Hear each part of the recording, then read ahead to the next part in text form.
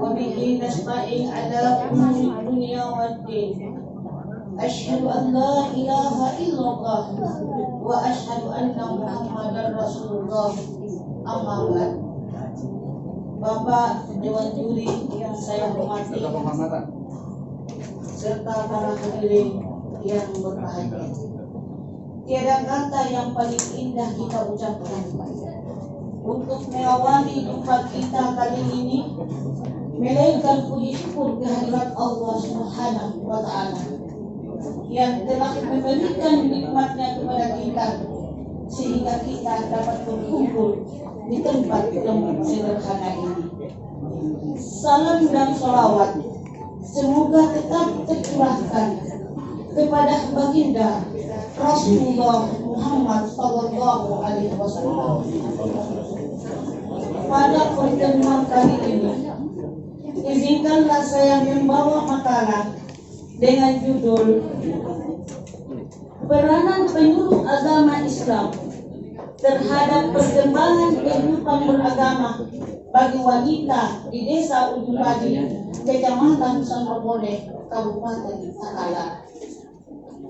Sebagaimana kita ketahui bahwa wanita adalah makhluk yang diciptakan oleh Allah Subhanahu wa Ta'ala yang lazimnya disebut dengan kaum yang lemah. Memang kalau kita melihat dari segi fisik laki-laki dan wanita, maka pada umumnya laki-laki lah yang kuat dan wanita lah yang lemah. Sehingga kalau kita melihat sejarah pada zaman jahiliyah, wanita sungguh tidak mempunyai hati. Kenapa? Karena hukum yang berlaku saat itu adalah hukum rimba. Yang kuat fisiknya dianggap kuasa dan yang lemah harus tunduk pada yang kuat. Tapi alhamdulillah dengan adanya Nabi besar Muhammad sallallahu alaihi wasallam yang diutus oleh Allah Subhanahu wa Ta'ala untuk membawa agama Islam, sehingga fungsi dan kedudukan wanita semakin mulia. Di dalam Islam, laki-laki dan wanita mempunyai tugas dan fungsi masing-masing. Kalau laki-laki sebagai suami yang pada dasarnya mencari nafkah, maka wanita sebagai istri merupakan pendidik pertama dan utama di dalam keluarga. Penyuluh agama Islam adalah merupakan obor penerang di tengah-tengah masyarakat, diharapkan untuk mampu membawa perubahan-perubahan yang positif terhadap masyarakat yang dia tempat menyuluh.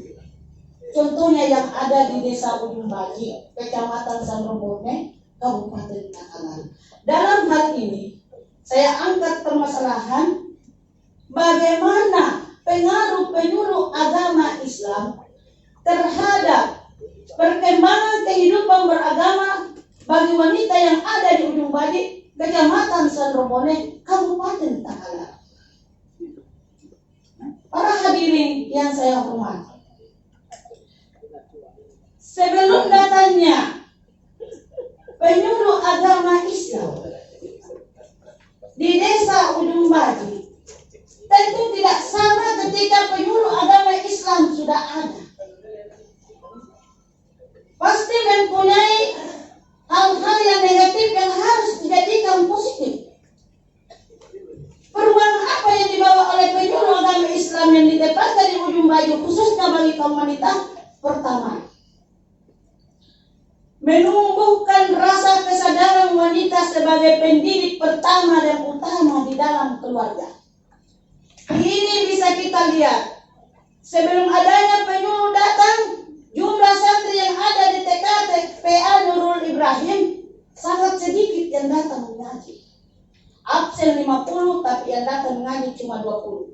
Tapi alhamdulillah, dengan adanya penyuluh agama Islam datang ke desa itu, mencapai santri yang ada di situ naik menjadi 100%, berbondong-bondong datang ke TPA. Kenapa? Karena adanya kesadaran seorang ibu yang selalu memotivasi anak-anaknya untuk datang di TPA atau KPTK untuk menuntut ilmu pengetahuan agama.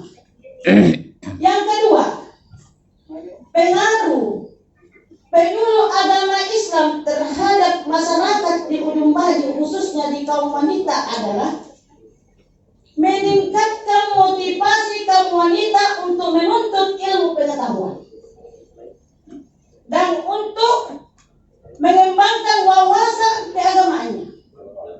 Ini kita bisa lihat dengan adanya 2 majelis taklim yang dibentuk oleh penyuluh agama Islam. Sebelum adanya penyuluh agama Islam di desa Galombaya, di desa Ujung Baji, khususnya di dusun Galombaya dengan dusun Mangkiobaji, tidak ada kelompok pengajian ibu-ibu. Tapi setelah penyuluh agama Islam diutus di Ujung Baji, alhamdulillah ada 2 kelompok majelis taklim yang dibentuk oleh ibu-ibu. Hadirin yang berbahagia. Yang ketiga, wanita yang ada di Ujung Baji istiqomah di dalam beribadah dan meningkatkan akhlakul karimah. Kalau dulu sebelum datang penyuluh agama Islam, masyarakat khususnya di Ujung Baji, khususnya kaum wanita, sedikit-sedikit mengeluarkan kata-kata yang kotor, biar bukan pada tempatnya. Alhamdulillah, dengan kedatangan penyuluh agama Islam memberikan pembinaan lewat majelis taklim, sehingga kata-kata tersebut menjadi indah dan menjadi ridha di hadapan Allah Subhanahu wa Ta'ala. Yang kedua, kita bisa lihat di Ujung Baji dulu masih banyak yang malu-malu menutup aurat, malu mengenakan yang namanya baju muslim.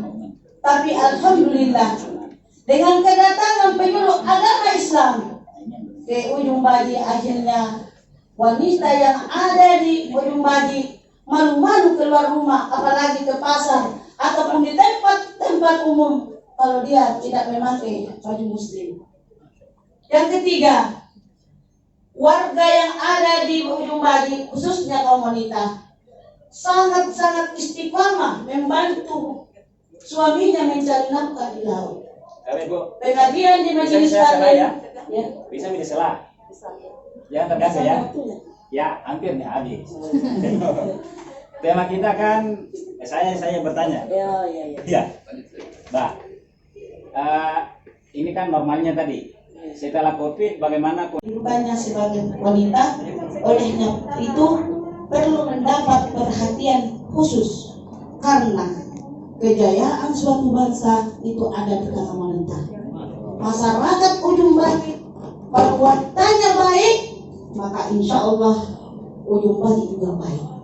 Tetapi kalau wanitanya rusak, maka rusak pula Ujung Baji. Sebagaimana Rasulullah bersabda, "An-nisa'ul imanul bilad, fa in salhat salhal bilad, fa in fasadat fasadal bilad." Wanita adalah tiang negara. Kalau wanita baik, maka baik pula negara. Kalau wanita rusak, maka rusak pula negara. Olehnya itu, marilah kita melaksanakan kewajiban kita sebagai wanita dan bagi kaum lelaki, pelihara jagalah kaum wanita. Oke, mantap. Dan terima kasih. Sayangi dan cintai, Bang. Mohon dimaafkan. Hadanallahu wa iyyakum ajmain. Wassalamualaikum warahmatullahi wabarakatuh. Waalaikumsalam.